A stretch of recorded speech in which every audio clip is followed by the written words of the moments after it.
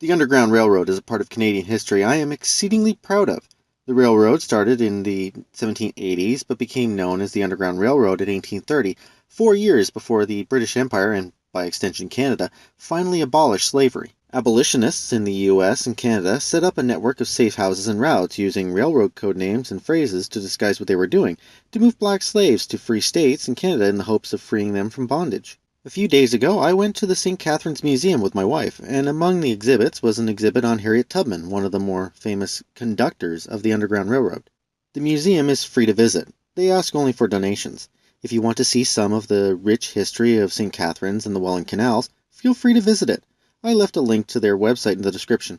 It seems only fitting that on the very same day that we got to explore this museum, I found out about another similar project, and I hope it will also be a shining point in Canadian history. LGBTQ Chechens escaped to Canada with help from Rainbow Railroad. A charity has partnered with the Canadian government to help dozens of gay, lesbian, bisexual, and transgender refugees escape persecution in Russia's Chechnya Republic. Kamali Powell, executive director of Rainbow Railroad, says the non-profit group heard in April that Chechen forces were abducting, torturing, and murdering gay men. Powell says the charity worked with the Russian LGBT network to establish safe houses for 37 people looking to escape the country and partnered with the Canadian government on emergency visas.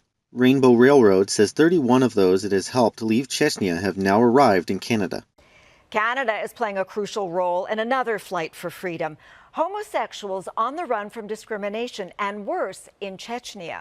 Under a super secret program, almost 36 refugees, mostly gay men, are now in Canada and giving disturbing details of the abuse back home. 31 refugees have been brought to Canada from Chechnya, part of the clandestine government program that remained a secret until today.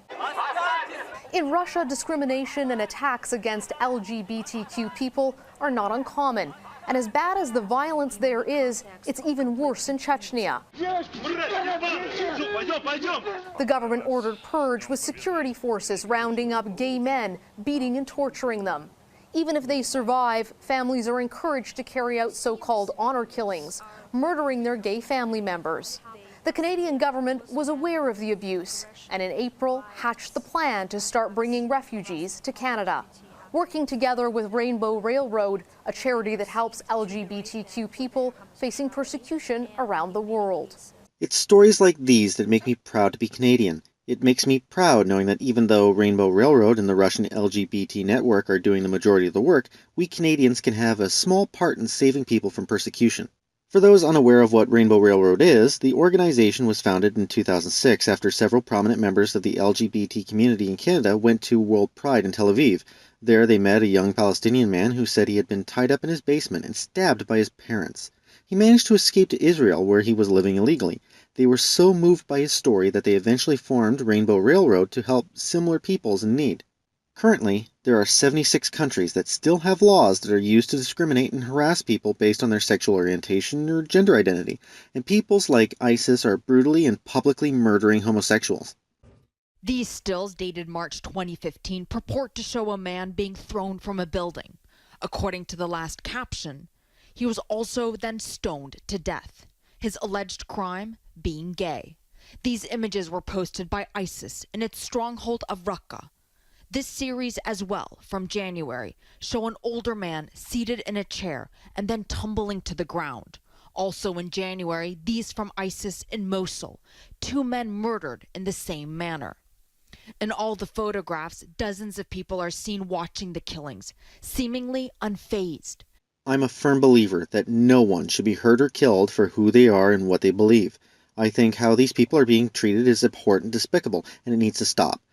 But until hearts and minds can be changed to make it stop, the next best thing we can do is get these people to safety. If you believe, as I do, that Rainbow Railroad is a worthy cause, head over to their website and see how you can help. Even if you're unable to donate money to their cause, even just spreading the word to others can help. That's what I'm doing. I have no affiliation with the Rainbow Railroad. They don't even know I'm making this video.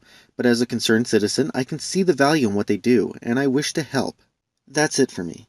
Please rate, comment, and subscribe. Feel free to follow me on Twitter and Facebook, and please share this video with others. And as always, I will see you next time.